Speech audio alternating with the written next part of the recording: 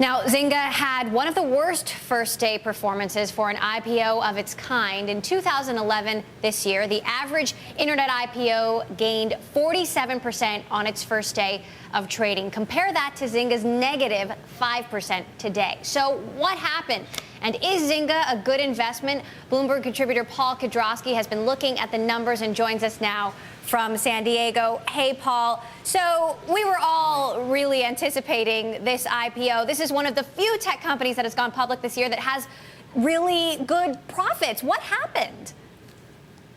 Well, a bunch of things happened. I mean, part of it, what happened was just nothing to do with Zynga. Part of it, what happened was just the market sort of went in, has been in a sort of risk on and risk off mode over the last 6 months, and risk is more off than on right now. So in a sense, Mark can blame Switzerland, Italy, Greece, and everyone else. So that's part of the problem. It has more to do with what's happening in European markets.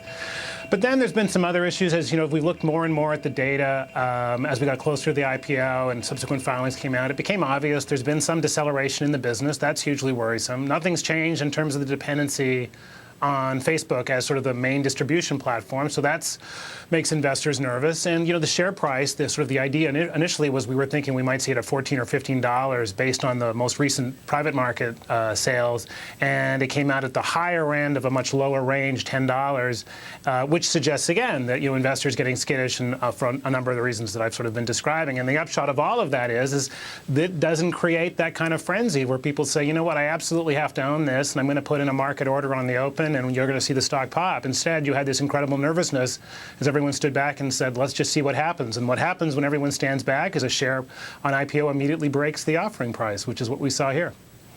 Overall, Paul, would you say that internet stocks have a sort of damaged reputation now after this year?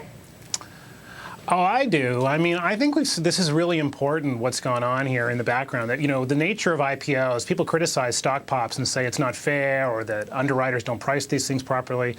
Stock pops, the amount that the stock price goes up on the offering is really important because it's a kind of compensation for the sort of risk that people are taking when they buy the stock pre-IPO and trade or even locked up later on.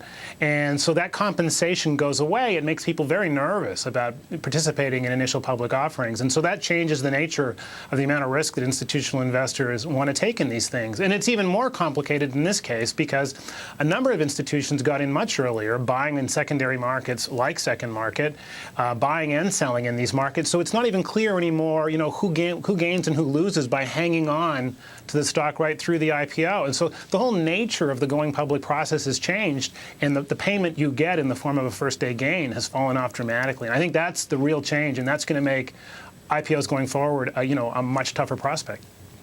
Paul, where do you expect Zynga in particular to go from here? It's hard not to see, based on certainly the first day performance, but just looking at the value of the company and looking at the way it's being sort of slotted in among software as a services companies in general and social gaming in particular, to see it lower. My guess is you'll see it down closer to $6 or so in the course of the next year or so. And what does this mean for the upcoming big tech IPOs like Facebook?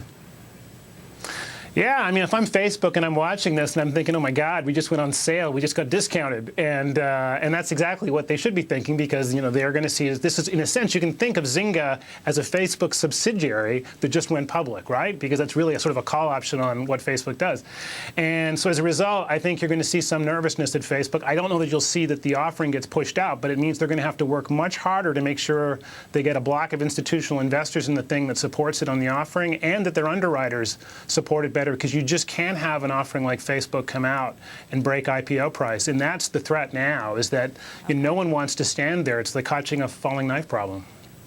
We'll be talking a little bit later in the program about the upcoming Facebook IPO. But Paul Kedrosky, thanks again for joining us here on Bloomberg West.